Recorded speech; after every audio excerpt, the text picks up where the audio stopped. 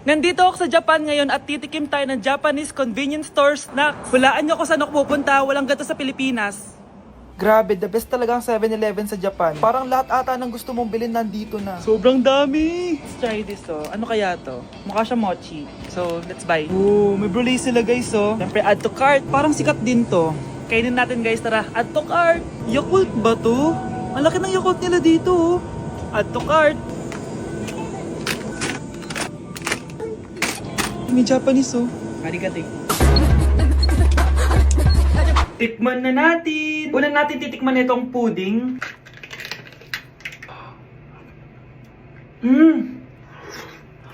Lasa siyang lotion. Lasang lotion na! I'll give it 6 out of 10. Next, chips na lasang spinach pizza. Parang maanghang siya.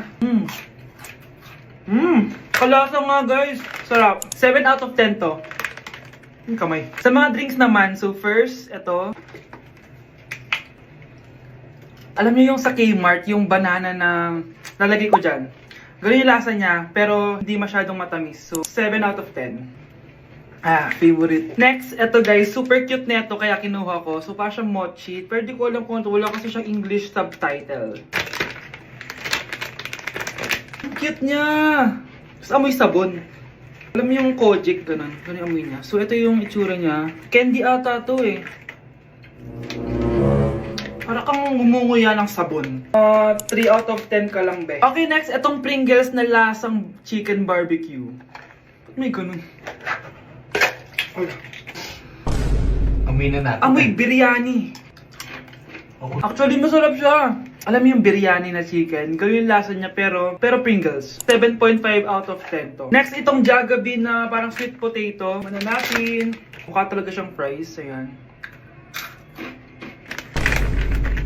Parang nanak malasahan sa lahat ng mga kinain ko. Masarap siya, pero wala siyang lasa. So, Yan. 5 out of 10. Hindi ko siya bibilin ulit. Next is yung dessert natin, tong brulee. Brulee? Ayan yung tsura niya guys. And alam ko, binabasag to. Yun Ayan. Ayun Ang tamis masyado. Tamis. Favorite niya to Okay, last natin is yung Yakult. Lasang Yakult. Mas marami lang. So yun lang naman, kung gusto nyo ng part 2, mag-rate pa ako ng ibang Japanese food dito. So comment lang kayo sa baba. Grabe, nakakapagod mag-aral. Tara bes, road trip tayo. Hindi, arcade na lang. Hindi bes, road trip na lang. Arcade! Away ng away May share ako na bago na sure ako kung saan tayo magkakasundo.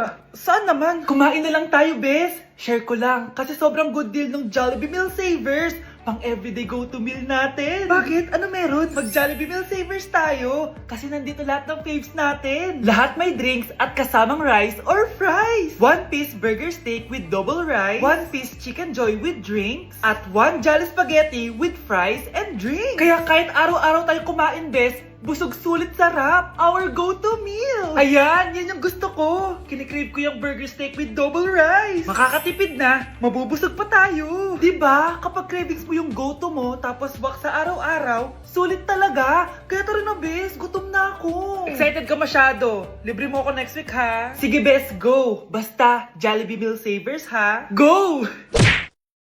Nasa Japan pa rin ako at titikim tayo ng Japanese convenience store food part 2. Hulaan nyo guys kung nasan ako. Walang-wala na ito sa Pilipinas, promise. Hindi talaga pwedeng wala akong mabili tuwing pupunta ako dito sa Family Mart. Tignan nyo naman, parang lahat gusto mong itry, diba? Guys, may nakita ko. Parang may ganito ako. Okay pa ba to? Parang panis na. Add to cart. Guys, mukhang masarap to. Add to cart natin to. Guys, nakita ko kanina daming Japanese na kumakain nito. So, add to cart natin to. Guys, parang masarap din to, Famichiki. Add to cart.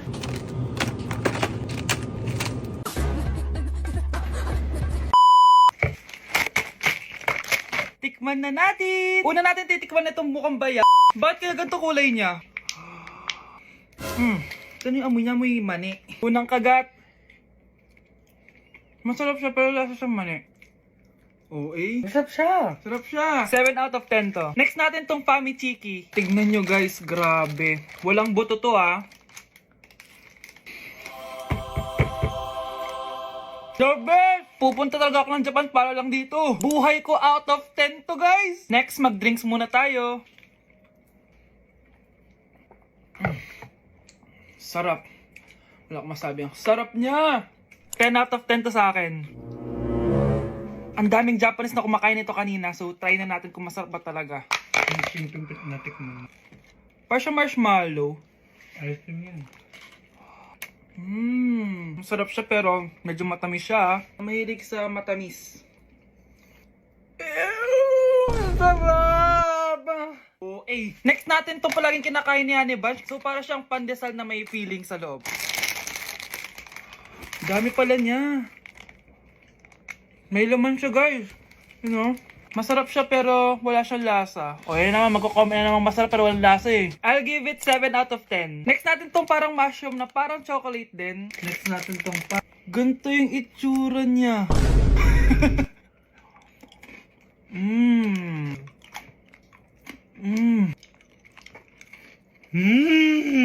Okay talaga. Masarap to, guys. 9 out of 10. Okay, guys. Last natin tong soy sauce flavored moisturized crackers. So, lasa siyang toyo. Tikman na natin. May singit. So, ganito yung itsura niya. nga, may singit. Wag nyo try, guys. 1 out of 10 lang to. So yun lang naman, guys, no? Kung gusto nyo ng part 3, mag-comment lang kayo dyan. And malapit na kami umuwi sa Pilipinas. Bye-bye. Ano kaya pwede makain? Lo, walang makain! Sino yun? Aba, gising pa pala tong batang to. Minumulto na ata ako. Anong multo, ha? Bakit gising ka pa? Nay, anyari sa'yo? Umalis ka sa katawan ng nanay ko! Kulay pink lang yung mukha ko, di mo na ako makilala? Gito G Pink Clay Stick lang to. Para saan yan, Nay? Super dull kasi na skin ko before. Simula ginamit ko to, nakaka-instant brightening at nakaka-smooth talaga na skin texture. 2 times a week ko to ginagamit kaya ang ganda na ng skin ko ngayon. O diba, glass skin, grabe. Wow, ang galing pala niyan, Nay! Pwede ko bang kainin yan? Patay gutom ka talaga. Oh, mag-skincare ka na lang. Tignan mo, mukha ka na multo kakapuyat mo. Oh, ito, gamitin mo to. Ah, sige, Nay, maglalagay ako. Okay, class. What is the difference between your and your? Ma'am.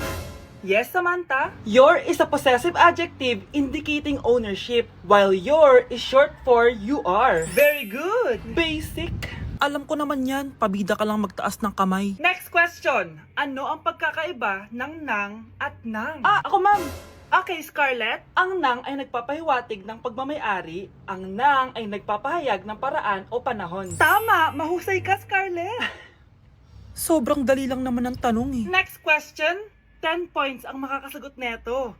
What is the biggest organ of our body? Ma'am ako ma'am! Akin lang tong 10 points na to. For sure, hindi mo naman alam yan. Yes, Samantha. Nauna ka kay Scarlett. Ang biggest organ of our body is stomach. Mali. Okay, Scarlett. Lungs po, ma'am. Wrong answer. Wala na bang gusto sumagot, class? Ma'am, ang biggest organ of our body is skin. Correct! Tignan niyo si Kyle, oh. Kahit di nakikinig sa akin yan, tama ang sagot niya. So, Kyle, paano mo nalaman ang sagot? Yun po kasi sabi sa Google eh. Bes, bakit ka absent kahapon? May pinuntahan kasi ako, Bes. Ano yan? Ba't mo tinatakpan yung bibig mo? Mabaho ba yung hininga mo? Ano kasi Hala, naka-braces na si Scarlett. Kaya siguro absent siya kahapon. Bes, magkano yung braces mo? Di ba mahal yan? Rich kid ka siguro. 5K lang to, pero naka-promo kasi sila, kaya 3K na lang. Ako na rin nag-change ng rubber kasi kamahal man. Nandito ba si Scarlett? Present po, ma'am. Anong present? Ayusin mo nga magsalita. Sorry ma'am, di po kasi ako makapagsalita na maayos. Masyakit po kasi yung braces ko. Ay, wow, kala mo talaga. Anong ginagawa niya? Over naman sa pakita ng brace. Bes, ano yan? Ba't ganyan ka mag-tiktok? Siyempre para makita ng mga friends ko na may braces na ako. Ganon? Tsaka para ma-ROI ko na din to, no? Sige, Bes. Ang fresh ko today. Anak, sali mo naman ako dyan sa selfie mo. Sige na, tara. 1, 2, 3. Ayan! Oh, sige na anak, magluluto na ako ha. Ba't wala si nanay dito? Bes, sira na ata tong phone ko. Bago lang yan na, anyari? Nag-selfie kasi kami ni nanay pero sa picture, ako lang yung nandun. Ha? Posible ba yun? Yun na nga eh. Try mo kaya picture nanay mo na mag-isa lang siya.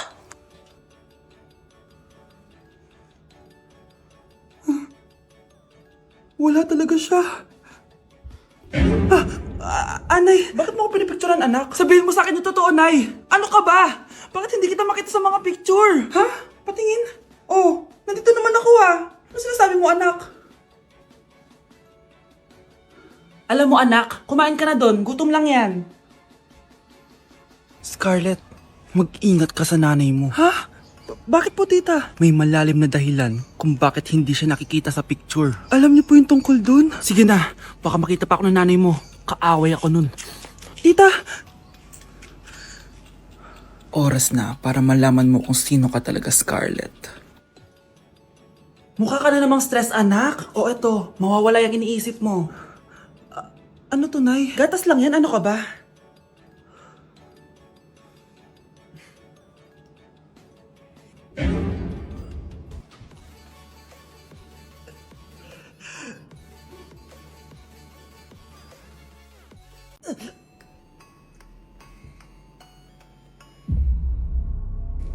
Isa ka na din katulad ko, anak. Anong ginawa mo sa akin, Nay?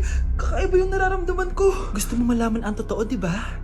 Isa akong diwata mula sa mundo ng Encantasia. Ha?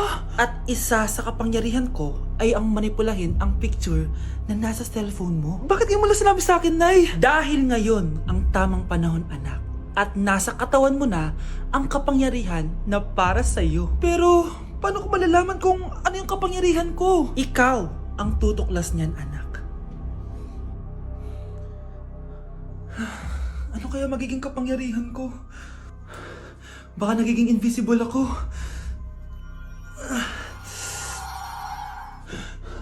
Hindi ako nawala. Baka kaya ko magpalutang ng gamit.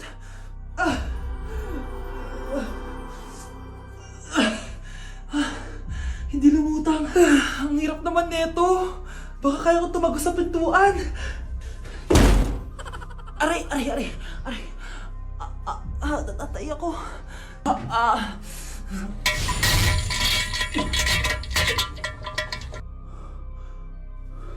Ano yun?